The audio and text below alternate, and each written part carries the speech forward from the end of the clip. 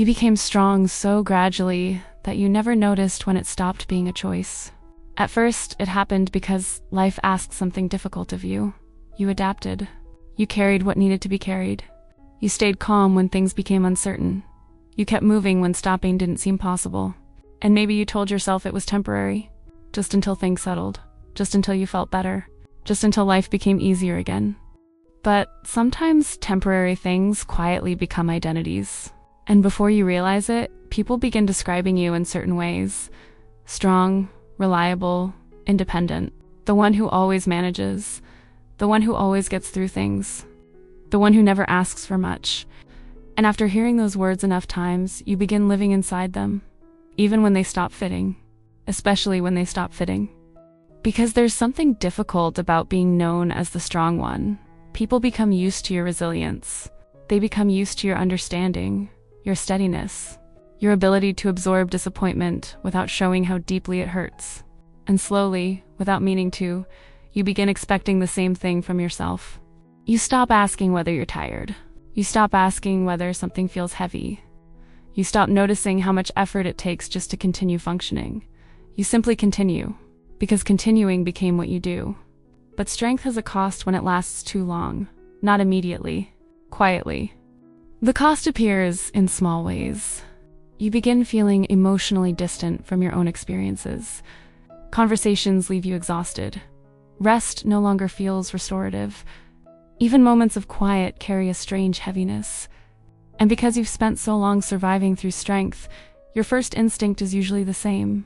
Try harder, push through, stay composed, hold everything together. But eventually, something inside you grows tired of being managed that way.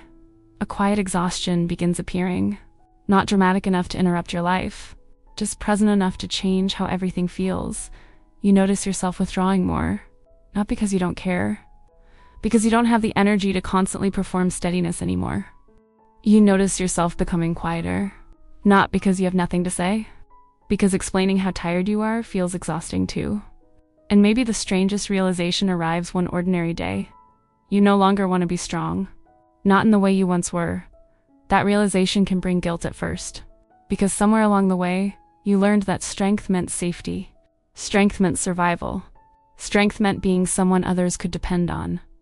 So, what happens when you no longer want to carry that role? What happens when strength itself becomes heavy? For a long time, you may resist that question. You may continue pushing yourself forward simply because you don't know another way to exist. But exhaustion has its own honesty. Eventually, it becomes impossible to ignore. You realize you are tired, not just physically, emotionally, spiritually, quietly. Tired of always understanding, tired of always adapting, tired of always being the stable one, tired of carrying emotions that were never meant to belong only to you. And underneath that exhaustion, another truth slowly begins emerging. You do not want more strength. You want gentleness. Not because you've become weaker, because you've spent too long living without it. There is a profound difference between those two things. Weakness says, I cannot continue. Exhaustion says, I cannot continue like this.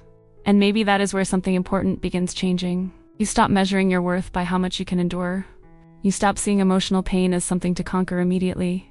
You stop believing that asking less of yourself is failure. Little by little, the relationship you have with yourself begins softening. You allow difficult feelings to exist without immediately correcting them.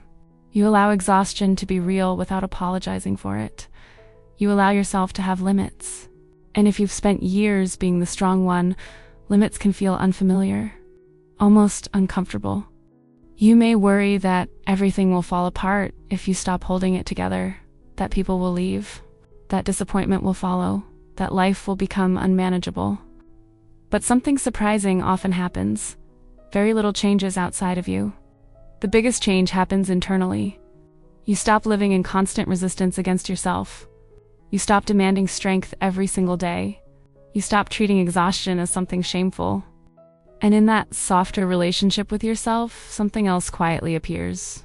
Relief. Not complete relief. Not permanent relief. Just enough. Enough to breathe differently. Enough to sit in silence without feeling like you should already be doing more. Enough to experience tiredness without immediately turning it into another problem to solve. There is something deeply human about reaching the point where strength no longer feels admirable, where it simply feels heavy, because maybe you were never meant to carry everything alone. Maybe no one is. And maybe the quietest act of self-worth is not becoming stronger. Maybe it's allowing yourself to stop performing strength all the time. To stop proving that you can survive everything. To stop earning rest through exhaustion. To stop believing that your value lives inside your endurance. You are still capable. You are still resilient. You are still the person who survived many difficult things. But perhaps you no longer need survival to be your entire identity. Perhaps there is room now for something softer, something slower. Something that does not ask you to carry the whole world before you deserve kindness. And after being strong for so long, that softness can feel almost unfamiliar. But unfamiliar does not mean wrong. Sometimes it simply means you have not been allowed to live there yet. And maybe, quietly, you are beginning to allow it now.